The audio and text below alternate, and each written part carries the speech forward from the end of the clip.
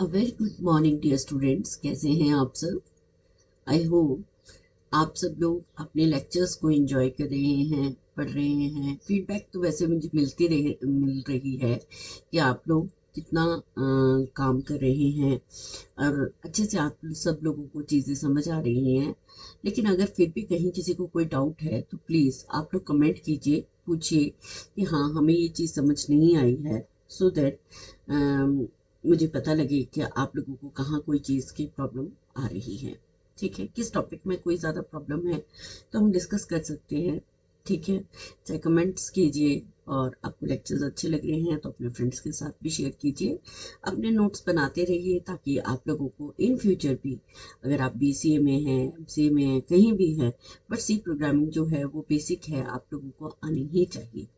ठीक है, तो हम लोग कर रहे थे प्रोग्रामिंग डेवलपमेंट टूल्स, उसी के साथ मैं अपना लेक्चर शुरू करती हूँ, जिसमें हमने एल्गोरिदम पढ़ लिए हैं, flow chart, decision table, decision trees, ये सब हम स्टडी कर चुके हैं।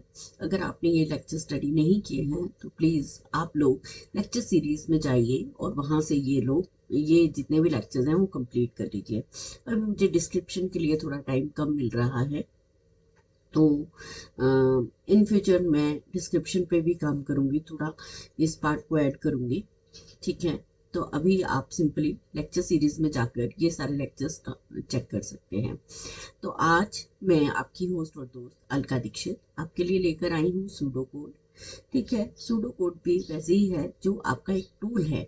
जैसे हमने एक एल्गोरिदम लिखा, मतलब प्रोग्राम लिखने से पहले हम कुछ कंसेप्ट्स को यूज करते हैं, चाहे हम एल्गोरिदम की फॉर्म में यूज करें, फ्लो चार्ट की फॉर्म में यूज करें, डिसीजन टेबल्स बनाएं, या हम डिसीजन ट्री को यूज करें, और उसी में एक नया टॉपिक आ जाता है आपका सूडो कोड। ठीक है, तो इसी के साथ शुरू करते हैं सूडो कोड। सूडो कोड होता क्या है? सूडो कोड मेनली आपका जब हम लिखते हैं तो उसका स्ट्रक्चर जो होता है वो इंग्लिश टाइप की लैंग्वेज की तरह है। ठीक है, एल्गोरिदम भी वैसे ही था। So one of the popular representation of the algorithm, pseudocode जो है आपका पॉपुलर रिप्रेजेंटेशन है एल्गोरिदम का, widely chosen because easy to read and write. इसलिए चूज किया जाता है क्योंकि जल्दी से हम उसको रीड कर लेते हैं, राइट कर लेते हैं। जिसको बहुत ज़्यादा प्रोग्रामिंग की नॉलेज है, लेकिन प्रोग्राम लिखने से पहले वो अपने कुछ स्टेप्स जो है वो पेपर पे लिख लेते हैं। ठीक है, give environment to programmer to concentrate on the logic of the problem. ठीक है, प्रोग्रामर का मेन कंसंट्रेशन होता है कि किसी भी तरह वो प्रॉब्लम को सॉल्व करे। उस एनवायरनमेंट में कोई भी अगर प्रॉब्लम आ रही है, मीन्स कौन सा एनवायरनमेंट? प्रोग्रामिंग का। प्रोग्रामिंग के एनवायरनमेंट में या जो उसके यूजर्स हैं उसको कहीं कोई चीज़ समझ, मतलब काम करने में दिक्कत आ रही है, तो प्रोग्रामर क्या करता है? अपने कोड में कुछ चेंजेस करता है। ठीक है, अगर वो कोड के चेंजेस को, प्रॉब्लम को सॉल्व करने के लिए प्रोग्रामर जो है फुली कॉन्सेंट्रेटेड होता है जब तक कि वो प्रोग्राम की प्रॉब्लम जो है वो सॉल्व ना हो जाए। Each instruction is return on a separate line. ठीक है, कोई भी इंस्ट्रक्शन लिखनी है, सारा मैसी नहीं करना है काम, सबको सेपरेट लाइन में लिखिए। Keywords and indentations are used to signify particular control structure. ठीक है, कीवर्ड्स यूज कर लेते हैं, इंडेंटेशन यूज करते हैं, थोड़ा सा हटाकर लाइन से दूसरी साइड लिखना। जैसे पोएम्स वगैरह लिखी होती हैं, आप लोगों ने देखा होगा, वो पूरे पेज के बीच में लिखी होगी कहीं। ठीक है, तो उसकी इंडेंटेशन कुछ इस तरह से की जाती है, which is use to simplify the particular control structures. ठीक है, कोई भी कंट्रोल स्ट्रक्चर्स है उसको किस तरह से यूज करना है। ये set of instructions is written from top to bottom. जो भी इंस्ट्रक्शंस लिखी जाएंगी वो टॉप से बॉटम की तरफ लिखी जाएंगी, with only one entry and one exit. ठीक है, एक ही एंट्री होगी और एक ही एग्जिट होगा। ठीक है, मल्टीपल एंट्रीज मल्टीपल एग्जिट नहीं है। सो ग्रुप ऑफ स्टेटमेंट्स में बी फॉर्म्ड इनटू मॉड्यूल्स। ठीक है, जब हम एक ग्रुप ऑफ स्टेटमेंट को हमने यूज करा तो वो आपके पास मॉड्यूल बन गया, and that group given a name. उस ग्रुप को हम क्या करते हैं? कोई नाम दे देते हैं। ठीक है, चलिए, तो अब क्या आता है, थोड़ा ध्यान से समझे कि फर्स्ट पार्ट जो होता है वो इंट्रोडक्टरी डिस्क्रिप्शन होता है। जैसे हम कोई प्रोग्राम लिखते हैं तो सबसे पहले कमेंट में हम क्या लिख देते हैं? उसका नाम लिखते हैं। ठीक है, तो यहाँ पर भी हम क्या करेंगे? इंट्रोडक्टरी डिस्क्रिप्शन होगी। It is optional and describe the input data. Optional होता है, लिखना चाहे लिख लो, नहीं लिखना चाहे नहीं लिखो, बट बेस्ट प्रैक्टिस ये होती है कि हमें हमेशा ये लिखना चाहिए कि हमें करना क्या है। ठीक है, तो प्रॉब्लम का जो ऑब्जेक्टिव होता है वो हम सबसे पहले लिखते हैं। उसी तरह जो प्रोग्राम है उसका टाइटल हम सबसे पहले लिखते हैं। कोई पोएम लिख रहे हैं तो उसका भी टाइटल लिखते हैं। तो इसी तरह जो इंट्रोडक्टरी डिस्क्रिप्शन होती है कि ये प्रोग्राम कर क्या रहा है, जैसे सम ऑफ टू नंबर्स, तो वो क्या है, that is introductory description of the program. The purpose and identifies that variables used in the pseudocode. ठीक है, कौन से वेरिएबल्स जो हैं वो pseudocode में यूज होंगे। ठीक है, चलिए नेक्स्ट आ जाता है the second part is composed of sequence of instruction. Second part जो है वो इंस्ट्रक्शन से मिलकर बना होता है that lead to the solution of the problem. जो अब इंस्ट्रक्शंस है ना, इंस्ट्रक्शंस, प्रोग्राम क्या है, प्रोग्राम भी तो सेट ऑफ इंस्ट्रक्शंस है। तो अब जो इंस्ट्रक्शंस हैं उसको फर्दर हमने किस तरह से सॉल्यूशन की तरफ ले जाना है। So some conventions are used in the pseudo code. कुछ कन्वेंशंस जो हैं वो सूडो कोड में हम यूज करते हैं। क्या क्या होती हैं वो कन्वेंशंस, ठीक है। अब फर्स्ट कन्वेंशन देखिए आप लोगों के पास यहाँ आ रहा है कमेंट्स। क्या आ रहा है, कमेंट्स। कमेंट्स में क्या बता रहे हैं, ईच इंस्ट्रक्शन में be followed by a comment. ठीक है, जैसे ये चीज मैंने और भी कई जगह समझाई है कि जब भी कोई हम इंस्ट्रक्शन लिखते हैं उसके आगे हम उसका कमेंट लिख देते हैं कि इस इंस्ट्रक्शन का इस प्रोग्राम में क्या रोल है। ठीक है, तो कमेंट क्या करता है, एक्सप्लेन करता है कि ये जो इंस्ट्रक्शन यूज कर रहे हैं उसका पर्पस क्या है। तो कमेंट से क्या हो जाता है, it enhances the readability of the program. किसी को कोई इंस्ट्रक्शन समझ नहीं भी आ रही है तो भी वो उस कमेंट को पढ़कर इजीली समझ सकता है कि इस इंस्ट्रक्शन का मतलब क्या है। So it enhances the readability. ठीक है, जैसे लिखा हमने रीड एन। ठीक है, अब रीड एन तो सिंपल सी बात है कि कोई एन है उसको रीड करना है, enter the values of the variable. ठीक है, कोई भी वेरिएबल है उसकी वैल्यूज को एंटर करो, रीड करो। ठीक है, तो यहाँ पर देखिए ये कमेंट आ गया, okay, enter the values of the variable. ठीक है, नेक्स्ट क्या आ गया, वेरिएबल नेम। कोई भी वेरिएबल नेम जब हम यूज करते हैं तो आप सबको पता है कि ये हमेशा लोअर केस लेटर्स में होते हैं। ठीक है, हम जो वेरिएबल नेम यूज कर रहे हैं वो हमेशा क्या होंगे, लोअर केस लेटर्स में होंगे। जैसे मैक्स है, ठीक है, मैक्स है, लोकेशन है, एक्सेट्रा, ये सब क्या है, बट कॉन्स्टेंट्स जो होंगे वो हम अपर केस में यूज करेंगे। देखो दोनों में डिफरेंस है, वेरिएबल जब हम यूज करेंगे तो वो लोअर केस में होंगे, बट कॉन्स्टेंट जो होंगे वो हम अपर केस में यूज करेंगे। ओके, असाइनमेंट स्टेटमेंट, जब हमने कोई वैल्यूज असाइन करनी है तो वो हम करेंगे with the help of left arrow. ठीक है, अब ये लेफ्ट एरो क्या होगा, जैसे हमने लिखा सम। ठीक है, सम में क्या जाना चाहिए, जीरो, यानी कि सम की वैल्यू को जीरो कर दो। लोकेशन, कौन सी लोकेशन पे जाए, फर्स्ट लोकेशन पे जाओ। मैक्सिमम कितनी होंगी, ए आई मतलब कोई एरे है जिसमें आई नंबर ऑफ एलिमेंट्स है। ठीक है, so they are executed from left to right. कैसे करेंगे ये, फ्रॉम लेफ्ट टू राइट, यहां से इधर की तरफ एग्जीक्यूट होंगे। This is your right and this is your left, sorry this is your left and this is your right. ठीक है, राइट की तरफ जा रहे हैं ना हम, जब हम लिखते हैं तो हम इस तरफ की इस साइड जाते हैं। तो ये हो गया आपका राइट सेक्शन और ये हो गया लेफ्ट सेक्शन। तो लेफ्ट से राइट की तरफ एग्जीक्यूट होती हैं ये आपके असाइनमेंट स्टेटमेंट। नेक्स्ट आ जाता है आपका इनपुट आउटपुट। तो डेटा में be input and assign to the variable by means of a read statement. Input जब इनपुट होगा या आउटपुट होगा तो रीड स्टेटमेंट होगी या राइट स्टेटमेंट होगी। ठीक है, तो अगर रीड करनी है तो रीड के लिए हम क्या लिखेंगे, रीड वेरिएबल नेम। तो हमने क्या लिखा, वेरिएबल नेम्स है तो रीड एक्स कॉमा वाई। ठीक है, अब राइट करना है, यानी कि अब हमें क्या करना है, वेरिएबल्स को राइट करना है। राइट करने के लिए ए बी, ठीक है, write A B, write average. ठीक है, एवरेज को लिखा और इस तरह से, और write A is greater than B. देखिए ग्रेटर का साइन नहीं लगाया है लेकिन पूरा इंग्लिश टाइप में लिखा A is greater than B.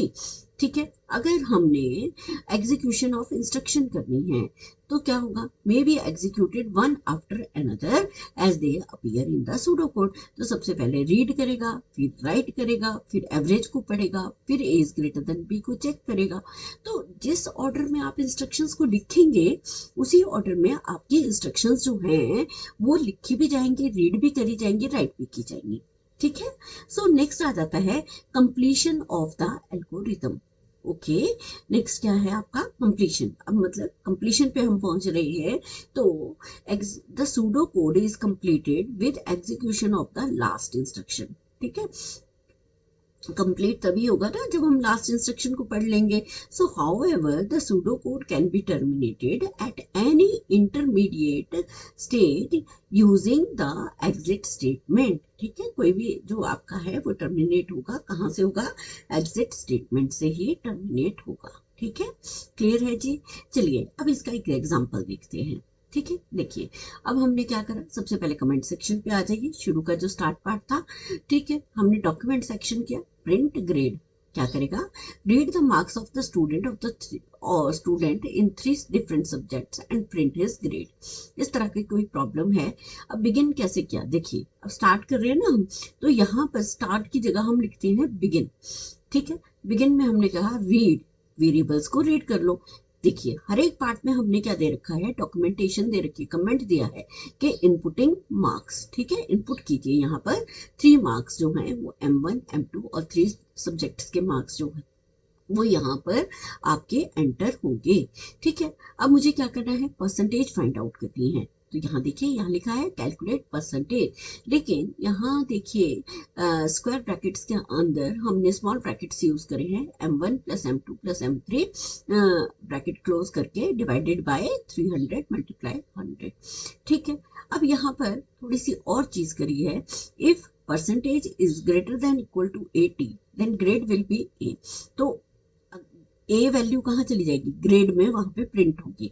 ठीक है, तो यहाँ भी देखिए कमेंट लिखा है A grade is A grade if percentage is greater than और इक्वल टू 80। ठीक है, ग्रेटर हो या इक्वल हो तो उस स्टूडेंट को हम 80% लिया है, उसने स्कोर किया है, तो हम उसको ए ग्रेड देंगे।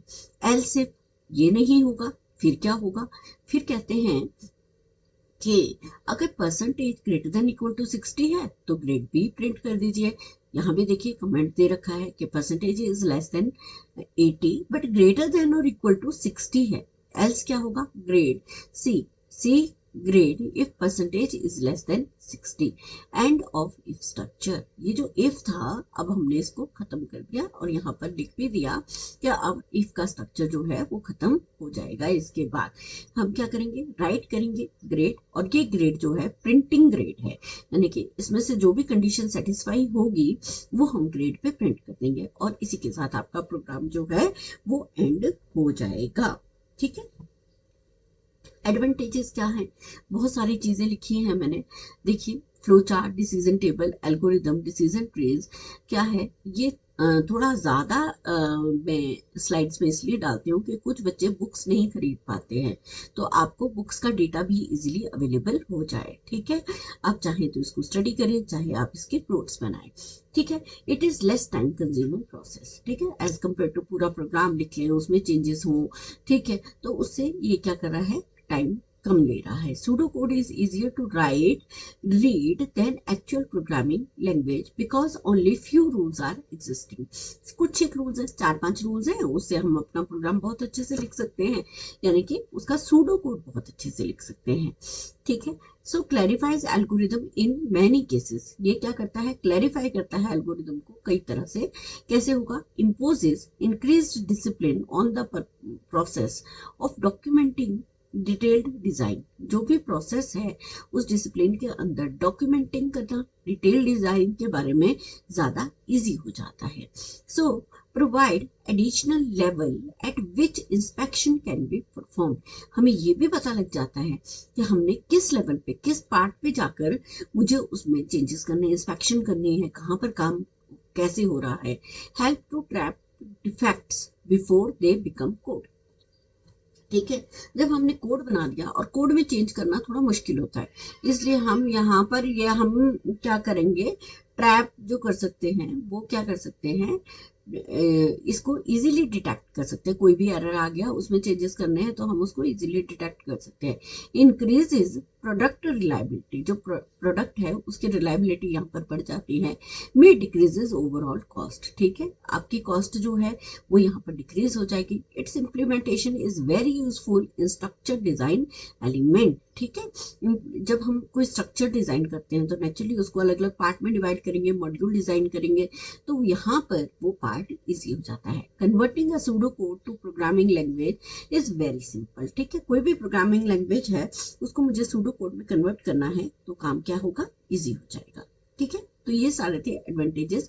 कुछ एक ड्रॉबैक्स भी हैं। ड्रॉबैक्स क्या है, no graphical representation is available on the program logic, ठीक है। कोई ग्राफिकल रिप्रेजेंटेशन नहीं है। जैसे हम कह रहे थे कि a picture speaks more than thousands of words, ठीक है। एक ग्राफ देखा, एक पिक्चर देखी, उससे हमें चीजें समझ आ जाती हैं कि हाँ जी इस प्रोग्राम में क्या हो रहा है, ठीक है।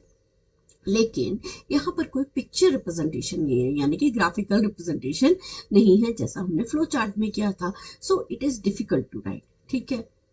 मतलब डिफिकल्ट तो कुछ भी नहीं है, लेकिन ये कह रहे हैं कि डिफिकल्ट है आपके लिए राइट करना। So there is no standard rule to follow in using sudocode. कोई स्टैंडर्ड रूल है नहीं है, सिंपल यही तो लिखा है कि वेरिएबल लिखेंगे स्मॉल लेटर में, लिखेंगे कॉन्स्टेंट लिखेंगे अपर केस में लिखेंगे, ठीक है। तो इस तरह का कोई वो नहीं है। So different programmers use different rules. अब हर पर्सन है वो अपनी चीज को कैसे लिखना चाहता है, अपनी प्रॉब्लम को सोल्यूशन कैसे चाहता है, उसका जो रूल होगा वो क्या होगा, डिफरेंट होगा। So different styles to write their pseudocode. हर एक का अपना स्टाइल है किसी भी चीज को बनाने का, ठीक है, किसी चीज को सॉल्व करने का। So that's why the programmers find difficulty to write in programming. अब मैंने तो सुडोकोड बनाकर लिख दिया, मैंने लिख दिया, मैं वो मेरा स्टाइल था, लेकिन मैं अगर उस कंपनी से जॉब स्विच करती हूँ, कहीं और जाती हूँ, तो होगा क्या कि जो दूसरी साइड पे जब हम प्रोग्राम लिखेंगे या वहां पे काम कर या मेरी जगह कोई और प्रोग्रामर आएगा तो उसे वो सुडोकोड समझने में थोड़ी सी परेशानी होगी। क्यों? क्योंकि उसका अपना स्टाइल है। सो माय डियर स्टूडेंट्स, आप लोगों को आई होप सुडोकोड बहुत अच्छे से समझ आया होगा। और इसी के साथ हमारा जो है प्रोग्रामिंग डेवलपमेंट टूल्स जो है वो आज खत्म हो रहा है, यानी कि मैंने आपके पांचों के पांच जो टाइटल्स हैं वो करवा दिए हैं। सो इसी के साथ क्या है, thank you so much, okay, bye bye.